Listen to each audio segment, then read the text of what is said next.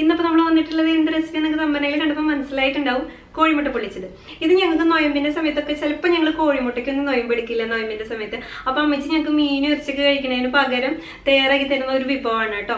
നല്ല ടേസ്റ്റാണ്. നമ്മുടെ കോഴിമുട്ട റോസ്റ്റ് ചെയ്യില്ലേ, അത് ഉള്ളിൽ വെച്ചുള്ള ഒരു രുചിയല്ല ഇതിന്. ഇത് ശരിക്കും ഒരു ചമ്മന്തിയുടെ ഒക്കെ ഒരു ഫീൽ കിട്ടുന്ന ടേസ്റ്റാണ് ഈ കോഴിമുട്ട പൊള്ളിച്ചതിന്. നല്ല ചൊടിയുള്ള ഒരു മുട്ട പൊള്ളിച്ചതാണിത്. ഇതെല്ലാവരും തയ്യാറാക്കി നോക്കണം, എല്ലാവർക്കും നല്ല ഇഷ്ടവും. പിന്നെ എനിക്കൊരു കാര്യം പറയാനുണ്ട്. എന്താണെന്ന് വെച്ച് കഴിഞ്ഞാൽ മുളക് നല്ലോണം മൂപ്പിച്ചെടുക്കണം. അതിൽ ഞാൻ പറയുന്നുണ്ട്, പക്ഷെ ആ മൂത്ത പരിവം കാണിക്കാനായിട്ട് എനിക്ക് പറ്റിയില്ല. കാരണം എന്താണെന്ന് വെച്ചാൽ വീഡിയോ റെക്കോർഡായെന്ന് വിചാരിച്ചു, പക്ഷെ അത് റെക്കോർഡ് ആയിട്ടുണ്ടായിരുന്നില്ല. തക്കാളി ചേർത്ത് കൊടുത്തതിന് ശേഷമാണ് അത് കണ്ടത്. അപ്പം നിങ്ങൾ നല്ലോണം മൂപ്പിച്ചെടുക്കണം കേട്ടോ, അതൊന്ന് ശ്രദ്ധിക്കണം.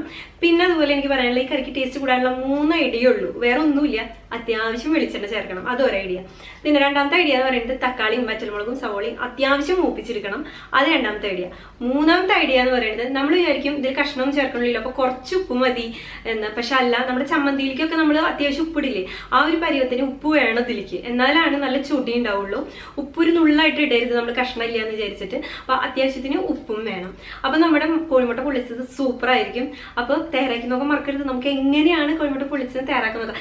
പിന്നെ ഇഷ്ടമായി വീഡിയോയിലേക്ക് ചെയ്യണം കേട്ടോ. ഇഷ്ടമായില്ലെങ്കിൽ എപ്പോഴും പറഞ്ഞ പോലെ നമുക്ക് അടുത്ത വീഡിയോയിൽ നോക്കാം, ചിലപ്പോൾ ഇഷ്ടമാവും അടുത്ത വീഡിയോയിൽ. അപ്പൊ നമുക്ക് ആദ്യം തന്നെ ഇതിലേക്ക് മസാല ഉണ്ടാക്കണം. അതിനുള്ള തയ്യാറെടുപ്പാണ് ആദ്യം ചെയ്യേണ്ടത് കേട്ടോ. അതിന് വേണ്ടിയിട്ട് ഞാനിവിടെ ഒരു 2 സവോള, അതിന് പ്രത്യേകിച്ച് ആകൃതിയൊന്നുമില്ല, എങ്ങനെയാന്ന് വെച്ചാൽ അരിഞ്ഞിടുക, നമുക്ക് അടിക്കാനുള്ളതാണ് മിക്സിയിൽ. പിന്നെ ഒരു പച്ചമുളക്, അധികം വേണ്ട, ഒരൊറ്റ പച്ചമുളക്. പിന്നെ നമുക്ക് വേണ്ടത് ഒരു വലിയ തക്കാളി. ചെറിയ തക്കാളി ആണെങ്കിൽ, കുഞ്ഞു തക്കാളി ആണെങ്കിൽ 2 എണ്ണം എടുക്കാം, വലുതാണെങ്കിൽ 1 എണ്ണം മതി. ഇത്രയും മോന്താണെങ്കിൽ ഇത് ഇതിലോട്ട് ചേർത്ത് കൊടുക്കാം.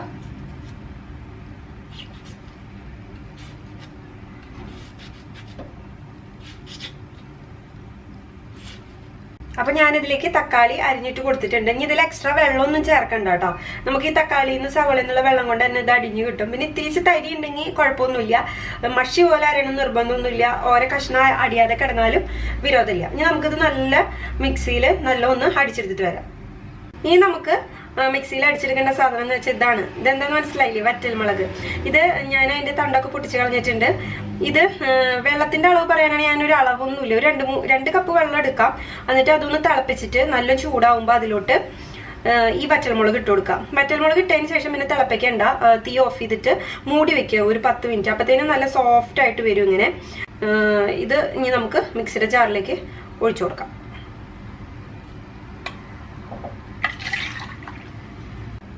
അപ്പൊ നമുക്ക് കോഴിമുട്ട പൊള്ളിച്ചതിന് വേണ്ടിയിട്ടുള്ള മസാല തയ്യാറാക്കാം. അതിന് വേണ്ടിയിട്ട് ഒരു ചട്ടിയിൽ ഒരു 3 ടേബിൾ സ്പൂൺ വെളിച്ചെണ്ണ വേണേ നല്ല ടേസ്റ്റ് ഉണ്ടാവുള്ളൂ, ഓയിൽ ചെയ്യരുത്. പിന്നെ വെളിച്ചെണ്ണ ഒരു 3 ടേബിൾ സ്പൂൺ എന്തായാലും വേണം, കാരണം നമുക്ക് പച്ചമസാല മുരിച്ചെടുക്കാനുള്ളതാ. വെളിച്ചെണ്ണ കുറഞ്ഞാൽ പച്ചച്ചോവയായിട്ട് കിടക്കും, നല്ല മൂത്ത് കിട്ടില്ല. അപ്പൊ അത്യാവശ്യം വെളിച്ചെണ്ണ വേണം. 3 ടേബിൾ സ്പൂൺ വെളിച്ചെണ്ണ എടുത്തിട്ടുണ്ട്. ഇനി അതിലോട്ട് നമുക്ക് കറിവേപ്പില ചേർത്ത് കൊടുക്കാം. നാടൻ കറികൾ ചെയ്യുമ്പോൾ ആദ്യം കറിവേപ്പില പൊട്ടിക്കുക, അപ്പൊ വെളിച്ചെണ്ണയ്ക്ക് തന്നെ ഒരു പ്രത്യേക മണം വരും. അതിന്റെ കറിവേപ്പില ഇത്തിരി ഒന്ന് വാടി പോയിട്ടുണ്ട് കേട്ടോ. ഇനി നമുക്ക് ഇതിലോട്ട് നമ്മൾ നേരത്തെ അരച്ച് വെച്ച മിക്സിയിൽ അടിച്ചെടുത്ത മുളക് ഉണ്ടല്ലോ കുതിർത്തത്, അത് ഇതിലേക്ക് ചേർക്കാം. ഈ ഒരു പരിവാണ് കേട്ടോ. കട്ടി കൂട്ടിയിട്ട് വേണമെങ്കിൽ അരയ്ക്കാം, നിങ്ങളുടെ ഇഷ്ടം പോലെ വെള്ളം ചേർത്ത് അരയ്ക്കാം. അത് നല്ല മഷി പോലെ അരയണം, അത്രേ ഉള്ളൂ. നമുക്ക് അരച്ചത് നമുക്ക് ഇനി ചട്ടിയിലോട്ട് ചേർത്ത് കൊടുക്കാം. എണ്ണയ്ക്ക് അധികം ചൂട് വേണ്ട, വെളിച്ചെണ്ണ ചൂടുണ്ട്. ഇത് ഒഴിക്കണ നേരത്തെ അങ്ങ് പൊട്ടിത്തെറിക്കും. ഒരു മീഡിയം ചൂട് മതി വെളിച്ചെണ്ണയ്ക്ക്, പിന്നെ അങ്ങ് ചൂടായിക്കോളൂ.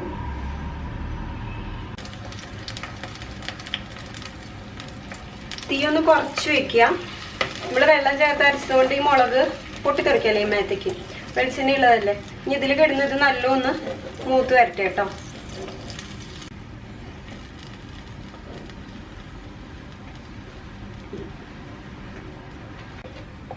ഇപ്പൊ കണ്ടോ, നമ്മുടെ സവോളയും തക്കാളി അരച്ചത് ചേർത്ത് കൊടുത്തു. ഇനി ഇത് ലോ ഫ്ലെയിമിൽ വെച്ചാൽ മതി, തീ കൂട്ടി വെക്കണമെന്നില്ല. ഇത് നമുക്ക് പെട്ടെന്നായി കിട്ടും. സവോളയും തക്കാളി അരച്ചത് ചേർത്ത് കൊടുത്തതിന് ശേഷം മൂടി വെക്കുക കേട്ടോ. കാരണം എന്താണെന്ന് വെച്ച് കഴിഞ്ഞാൽ അതിൽ വെള്ളം ഉള്ളതുകൊണ്ട്, ഓൾറെഡി അതിൽ വെള്ളം ഉണ്ടല്ലോ സവോളയിലും തക്കാളിയിലും, അത് നമ്മുടെ മേത്തേക്ക് പൊട്ടിത്തെറിക്കും. അപ്പൊ അത് ലോ ഫ്ലെയിമിൽ വെച്ചിട്ട് അവിടെ കിടന്നോട്ടെ. ഇതിപ്പോ കണ്ടോ, അവിടെ ഇവിടെ ആയിട്ട് ഇങ്ങനെ എണ്ണ തെളിഞ്ഞ് വരുന്നുണ്ട്. പക്ഷെ ഇത് ഒന്നും ആയിട്ടില്ല കേട്ടോ. നമ്മളിത് മണത്ത് നോക്കി കഴിഞ്ഞാൽ കണ്ണിന്ന് വെള്ളം വരും, കാരണം ഉള്ളിയുടെ പച്ചക്കുത്ത് പോയിട്ടില്ല. ഒരു 5-6 മിനിറ്റ് കഴിഞ്ഞപ്പോൾ അവസ്ഥ ഇതാണ് കേട്ടോ. പിന്നെ ഇതിലത്തെ വെള്ളം വറ്റിയിട്ടുണ്ട്. ഇനി നമ്മുടെ മേത്തേക്ക് പൊട്ടിത്തെറിക്കൊന്നുമില്ല ബബിൾസ്. അപ്പൊ ഇനി തുറന്നു വെക്കാം, ഫുൾ ടൈം അടച്ചു വെക്കണ്ട. ഒരു 5-6 മിനിറ്റ് അടച്ചു വെച്ചാൽ മതി ആ വെള്ളം വറ്റണ വരെ. അത് കഴിഞ്ഞാൽ തുറന്നു വയ്ക്കാം. എന്നിട്ട് നമുക്ക് മൂപ്പിച്ചെടുക്കാം.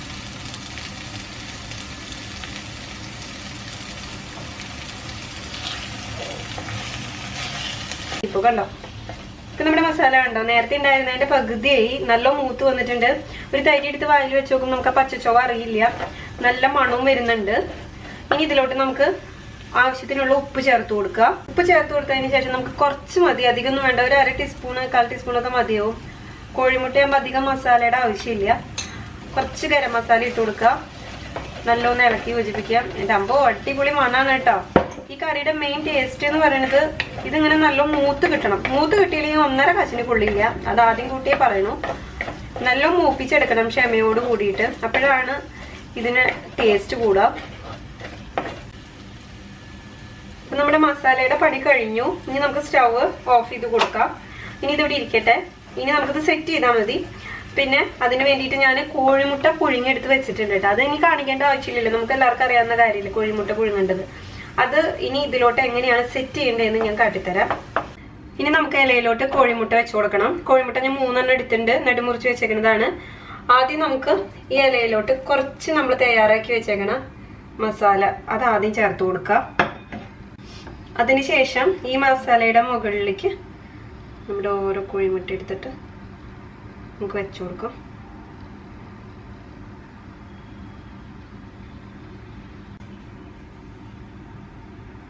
ഇനി ഇതിന്റെ മീതെ നമ്മുടെ ബാക്കിയുള്ള മസാല അത് വെച്ചു കൊടുക്കാം.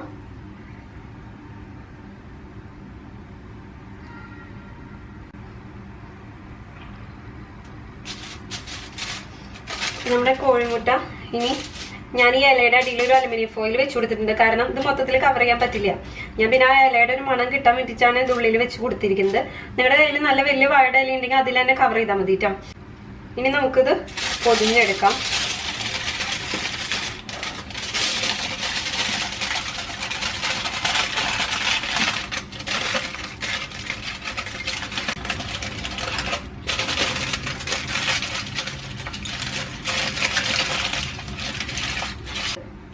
ഇനിയിപ്പോ നിങ്ങളുടെ കയ്യിൽ വാഴയില ഇല്ലെങ്കിൽ നിർബന്ധമൊന്നും ഇല്ല കേട്ടോ. കാരണം വാഴയിലാകുമ്പോൾ ടേസ്റ്റ് കൂടും, അതിലൊരു സംശയമില്ല. ഇനി വാഴയില ഇല്ലെങ്കിൽ ഫോയിലിൽ തന്നെ ഇങ്ങനെ ചെയ്തെടുത്താൽ മതി. ഇനി ഇത് നമുക്ക് പൊള്ളിച്ചെടുക്കണം. അതെങ്ങനെയാണെന്ന് കാട്ടിത്തരാം.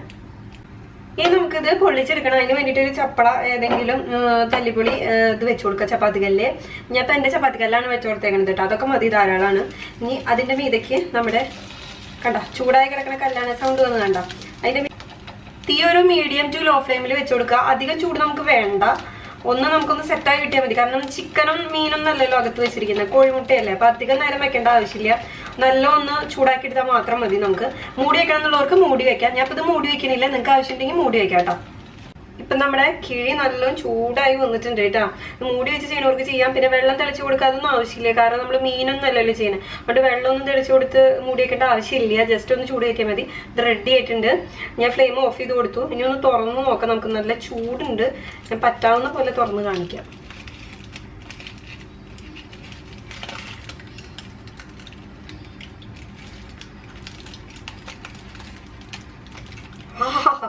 സൂപ്പർ മണാണ് കേട്ടോ വരുന്നത്, അടിപൊളി മണം. ഞാൻ കൂടുതലായിട്ട് തുറക്കണില്ല, കാരണം എനിക്ക് ഫോട്ടോ എടുക്കണം.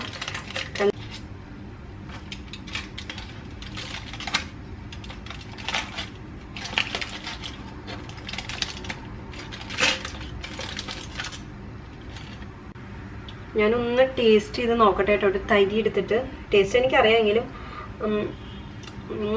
സൂപ്പർ. എന്നിട്ട് ഇഞ്ചിയുടെയും വെളുത്തുള്ളിയുടെയും ഒന്നും ആവശ്യമില്ല. എൻ്റെ മാതാവ് ഇത് ഫോട്ടോ എടുക്കണ്ടാവണാവോ. അടിപൊളിയായിട്ടുണ്ട് സാധനം. നിങ്ങളെല്ലാം ട്രൈ ചെയ്ത് നോക്കുക, അത്രേ പറയാനുള്ളൂ. ഞാൻ വേഗം ഫോട്ടോ എടുത്തിട്ട് ഒരു 2 പീസ് ഞാൻ കഴിക്കട്ടെ. കോഴിമുട്ട പൊള്ളിച്ചത് അടിപൊളിയായിട്ട് റെഡി ആയിട്ടുണ്ട്. എല്ലാവരും ട്രൈ ചെയ്ത് നോക്കുക. എല്ലാവർക്കും നല്ല ഇഷ്ടമാവും. ലൈക്ക് ചെയ്യാനും സബ്സ്ക്രൈബ് ചെയ്യാനും കമൻറ്റ് ചെയ്യാനും ഒന്നും മറക്കരുതിട്ട്. ഇഷ്ടമായി കഴിഞ്ഞാൽ അപ്പം ശരി, അടുത്ത റെസിപ്പി ആയിട്ട് കാണാം.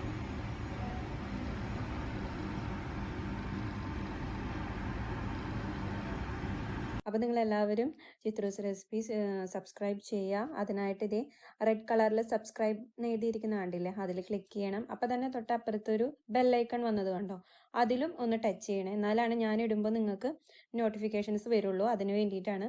അപ്പോൾ ഇത് ചെയ്യാൻ ആരും മറക്കരുത് കേട്ടോ.